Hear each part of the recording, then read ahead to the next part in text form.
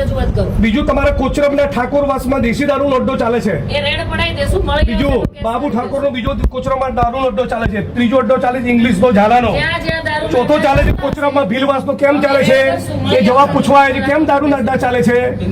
તમે 78 વર્ષના વડીલ ઉપર ઓફેન્સ દાખલ કરો છો તો આ બધા બુટલેગરો ઉપર ઓફેન્સ દાખલ કરો.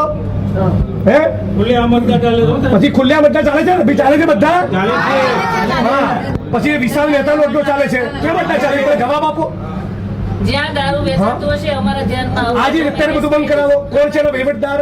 કોઈ વહીવટદાર નથી. નથી. આ તો એમને દારૂના અડ્ડા ચાલે છે. હા, એ જોઈ લેશું, મળી આવશે તો કેસ. એમને દારૂના અડ્ડા ચાલે છે. બીજી કઈ લખો, રજૂઆત હોય તો બધી રજૂઆત એફઆઈઆર કરો. એક મિનિટ, બીજી રજૂઆત કરો. તમે ડિસમિસ કરવા માંગો છો? પહેલા એક મિનિટ, આ બાબતનો જવાબ આપો. આ વડીલની ઉપર લેખિતમાં અરજી આપેલી છે. આ લેખિત ફરિયાદ આપેલી છે.